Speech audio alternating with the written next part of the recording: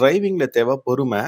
அந்த பொறுமையை இழந்த எருமை ஓவர்டேக் அடிச்சு விபத்தை ஏற்படுத்தி இருக்கிறாரு. சோ நிறைய வீடியோக்கள்ல நான் சொல்லி இருக்கிறது என்னன்னாக்கா, பொறுமையா ஓட்டுங்க, ரெஸ்பான்சிபிளா ஓட்டுங்க அப்படின்னு சொல்லி. ஆனா யார் கேக்குறீங்க? கமெண்ட் செக்ஷன்ல வந்து பொறுமையா ஓட்டினா எப்போ வீட்டுக்கு போய் சேர்றதுன்னு. நான் ஏற்கனவே பிளைண்ட் ஓவர்டேக்கிங் பத்தி நிறைய வீடியோஸ் பண்ணியிருக்கிறேன், ஷார்ட்ஸ்லயும் அப்லோட் பண்ணியிருக்கிறேன். சோ பிளைண்ட் ஓவர்டேக்கிங் பண்றதுனால எவ்வளவு பெரிய ஆபத்து இருக்குன்னு உங்களுக்கு இன்னும் புரியல சரியா? இப்போ இந்த இடத்துல பாத்தீங்கன்னாக்கா பிளைண்ட் ஓவர்டேக்கிங் அடிக்கிறாங்க. முன்னாடி ஒரு லாரி, அந்த லாரியை ஓவர்டேக் அடிக்கிறது இன்னொரு லாரி, அந்த லாரிக்கு பின்னாடி ஒரு காரு, அந்த காருக்கு பின்னாடி இந்த government bus. So at a டைம்ல ஆப்போசிட் லேன்ல ரெண்டு வண்டிங்க பிளைண்ட் ஓவர்டேக் அடிக்குது. ஒன்னு காரு, ஒன்னு கவர்மெண்ட் பஸ். முன்னாடி போயிட்டு இருக்கிற அந்த லாரிக்காரருக்கு நல்லா தெரியும் முன்னாடி என்ன வெஹிக்கிள் வந்துட்டு இருக்கு, எவ்வளவு டிஸ்டன்ஸ்ல வந்துட்டு இருக்கு, நம்ம எப்போ டைமிங்ல கட் அடிக்கணும்னு அவருக்கு நல்லா தெரியும். ஏன்னா ஆப்போசிட்ல ரோடு கிளியரா பாக்குறது அவர் தான். பின்னாடி கண்ணை மூடிக்கிட்டு பிளைண்டா ஓவர்டேக் அடிக்கிறது இவங்க ரெண்டு பேர், அந்த கார்காரரு, இந்த பஸ்காரரு. சோ டைமிங்ல லாரி கட் அடிச்சிருச்சு, காரும் பின்னாடியே போயிடுச்சு. ஆனா பஸ்னால போக முடியல. சோ பஸ்னால போக முடியாதுங்கிறதுனால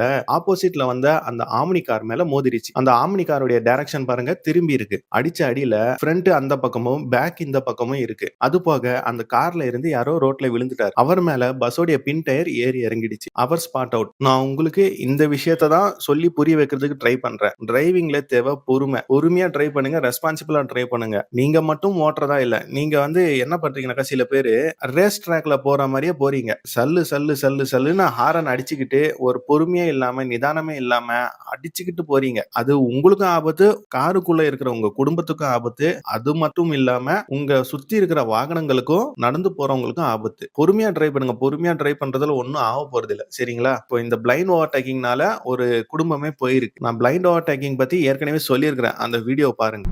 சில பேர் பிளைண்டாக ஓவர்டேக் அடிப்பீங்க. அதோடைய பேர் பிளைண்ட் ஓவர்டேக்கிங்னு சொல்லுவோம். அதாவது இந்த ஈச்சர் வண்டி அந்த ஆட்டோவை ஓவர்டேக் அடிச்சுட்டு போகுது, நானும் அந்த ஈச்சர் வண்டி ஓவர்டேக் அடிக்குதுன்னு சொல்லி அவங்க பின்னாடியே, அதாவது ஈச்சர் பின்னாடியே நானும் பிளைண்டா ஓவர்டேக் அடிச்சுட்டு போறேன்னு வச்சுக்கோங்க. முன்னாடி ஆப்போசிட்ல என்ன வண்டி வந்துட்டு இருக்கு, காரா பஸ்ஸா டூ வீலரான்னு நம்மளுக்கு தெரியாது. ஏன்னா நம்ம பிளைண்டா ஓவர்டேக் அடிக்கிறோம் அந்த வண்டி பின்னாடி. ஆனா ஈச்சர் வண்டியில இருக்கிற டிரைவருக்கு நல்லா தெரியும் ஆப்போசிட்ல என்ன வண்டி வந்துட்டு இருக்கு, எப்போ நம்ம டைமிங்ல கட் அடிக்கணும்னு. நம்மளுக்கு டைமிங் தெரியாது. சோ அதனால ஈச்சர் வண்டி ஒரு வேளை டக்குன்னு டைமிங்ல கட் அடிச்சிருச்சு அப்படின்னாக்கா பின்னாடி பிளைண்டா நம்ம ஓட்டிட்டு போயிட்டு இருக்கிறோம். ஆப்போசிட்ல வர வண்டி டைரக்டா நம்மளுடைய வண்டி ரைட் சைடுல ஹிட் ஆகிறதுக்கு நிறைய வாய்ப்புகள் இருக்கு. சோ அதனாலேயே நிறைய விபத்துகள் ஏற்பட்டிருக்கு பிளைண்ட் ஓவர்டேக்கிங்னால. அதனால தான் நான் இப்போ என்ன பண்ணனாக்கா, அந்த ஆட்டோவை அந்த ஈச்சர் வண்டி ஓவர்டேக் பண்ணாலும் சரி, நான் இங்க பிளைண்டா அந்த ஈச்சர் வண்டி பின்னாடியே ஓவர்டேக் எடுக்கல. ஃபர்ஸ்ட் அவங்க ஓவர்டேக் எடுத்து முடிச்சதுக்கு அப்புறம் எனக்கு தெளிவான விசிபிலிட்டி கிடைக்கணும் ஆப்போசிட்ல எந்த வண்டி வந்துட்டு இருக்குன்னு. இப்போ எனக்கு ஆப்போசிட் லைன்ல